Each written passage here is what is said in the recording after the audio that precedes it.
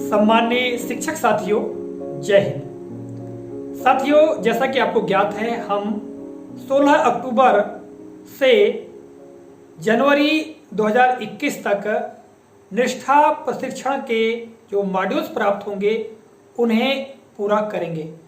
और हो सकता है साथियों, हमारे कुछ शिक्षक साथियों को प्रशिक्षण प्राप्त करने में किसी प्रकार की कठिनाई होगी या किसी तरह की समस्या आएगी, तो उस समस्या का समाधान आप कैसे करेंगे इस वीडियो में हम जानते हैं।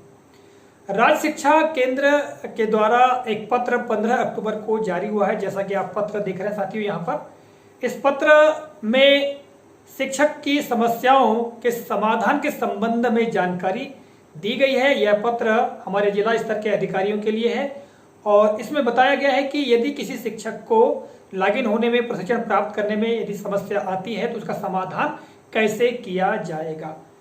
साथियों, हम शिक्षक साथियों के लिए जो आवश्यक है उन बातों को मैंने इस व्हाइट बोर्ड पर लिखा है और यहाँ से मैं आपको जानकारी देने का प्रयास करूंगा। आप पत्र को यहाँ पर देख रहे हैं, इस पत्र में आवश्यक जानकारी दी गई है। आप चाहे तो इस पत्र का पूरा अवलोकन भी कर सकते हैं। आइए हम प्रारंभ करते हैं। और जैसा कि आप यहाँ देख रहे हैं, निष्ठा प्रशिक्षण में आने वाली समस्याओं का समाधान। और साथियों, ये हम लोगों के लिए जानना अति आवश्यक है, क्योंकि किसी भी शिक्षक साथी साथ कोई समस्या आ सकती है।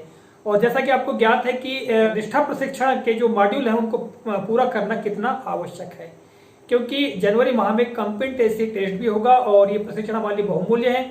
और इन प्रशिक्षणों से जो कुछ जानकारी हम प्राप्त करेंगे, जो कुछ भी कौशल हम लेंगे, तो उनका प्रयोग अपने अध्यापन में भी करना है। तो देखिएगा, सबसे पहले हम बात करें तो साथियों की जो समस्याएं हैं वो समस्याएं किस तरह की आ सकती हैं। मैंने यहाँ लिखा है समस्याओं का पहला है कोर्स का ना खुलना। ये भी हो सकता है साथियों कि कोर्स ही ना खुले, ठीक है। दूसरी समस्या है लॉग इन नहीं होना। आप दीक्षा ऐप पर लॉग इन ही नहीं हो पा रहे हैं। पिछले बार भी साथियों बहुत सारे शिक्षक साथी लॉगिन नहीं हो पा रहे थे, तो कई बार मुझे कमेंट करके पूछते थे कि लॉगिन की समस्या आ रही है। तो साथियों, ये समस्या यदि आती है तो भी हम समाधान प्राप्त कर सकते हैं। आगे है कोर्स की प्रगति या प्रमाण संबंधित समस्या। हमारा कोर्स जब हम कर रहे हैं तो कभी कभी ये भी होता है कि कोर्स तो हम कर लेते हैं कि तो उसकी प्रगति नहीं दिखाई जाती है ना, या उसके प्रमाण पत्र से संबंधित कोई समस्या आ सकती है। इसके अलावा अन्य तकनीकी कोई भी समस्या हो तो ये समस्याएं होंगी। मान लिया जाए आपको प्रशिक्षण प्राप्त करने में या किसी भी तरह की समस्या होगी, तब आप क्या करेंगे। तो देखिएगा यहाँ पर समाधान कैसे होगा, इसके अंतर्गत मैंने लिखा है। तो देखिएगा, समस्या से सीधे जन शिक्षक को अवगत कराएंगे। शिक्षक साथी जो समस्या आएगी उस समस्या से जन शिक्षक महोदय को अवगत कराना होगा और फिर जन शिक्षक के माध्यम से ही ब्लॉक नोडल अधिकारी यानी तकनीकी को प्रेषित की जाएगी आपकी समस्या। यानी यदि उपरोक्त दी गई समस्याओं में से कोई समस्या आपको आती है तो उसकी जानकारी फिर जो ब्लॉक के नोडल अधिकारी अर्थात तकनीकी होंगे उनको ये जानकारी दी जाएगी, ठीक है। अब साथियों, जो ब्लॉक नोडल अधिकारी तकनीकी हैं वो सीएम राइज जो मार्गदर्शिका है उसमें अध्ययन करने के पश्चात अपने स्तर पर समस्या का समाधान करने की कोशिश करेंगे और समस्या को सुलझाने का प्रयास करेंगे। यदि समस्या सुलझ जाती है तो इसकी जानकारी आपको तत्काल जन शिक्षक के माध्यम से प्राप्त हो जाएगी। यदि आपकी समस्या का समाधान ब्लॉक नोडल अधिकारी तकनीकी के माध्यम से नहीं हो पाती है, तब उस समस्या को ईमेल के माध्यम से जिला नोडल अधिकारी तकनीकी को प्रेषित की जाएगी, ठीक है। अब साथियों, जब जिला नोडल अधिकारी को ये जानकारी प्रेषित की जाएगी, तब आपकी कौन कौन सी जानकारी प्रेषित करनी होगी, तो उसके लिए मैं आपको बता दूं कि शिक्षक को निम्न जानकारी प्रेषित करनी होगी। अर्थात शिक्षक को अपनी इन जानकारियों को तैयार रख लेना है ताकि जन शिक्षक के द्वारा यदि आपको जानकारी मांगी जाए तो आप ये जानकारी दे सके। देखिएगा, सबसे पहली बात है कि समस्या का विवरण। आप किसी पेज पर, पृष्ठ पर समस्या क्या है उसका विवरण लिख लें, ठीक है। दूसरी बात, शिक्षक का नाम और यूनिक आईडी। जिस भी शिक्षक को समस्या आती है उसकी यूनिक आईडी लिखना आवश्यक है। तीसरा है दीक्षा ऐप पर शिक्षक के प्रोफाइल पेज का स्क्रीनशॉट। दीक्षा ऐप जो है उस पर जो शिक्षक की प्रोफाइल होगी उस प्रोफाइल का स्क्रीनशॉट लेना होगा वो। और चौथे क्रम पे देखिएगा मोबाइल का मॉडल नंबर, वर्जन एवं अन्य जानकारी। साथियों समस्या कभी कभी मोबाइल की वजह से भी आती है। हमारे जिन शिक्षक साथियों के मोबाइल पुराने हो गए हैं, पुराना वर्जन है, तो उनमें निश्चित ही समस्या आती है।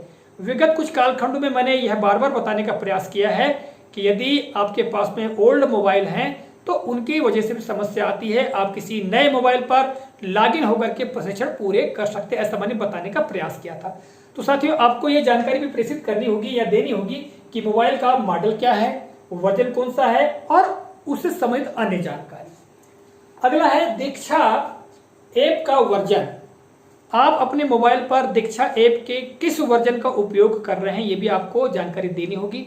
साथियों यदि हम ओल्ड वर्जन का उपयोग कर रहे हैं तो उसमें समस्या हो सकती है, इसलिए हमेशा दीक्षा ऐप को हम अपडेट करते रहें।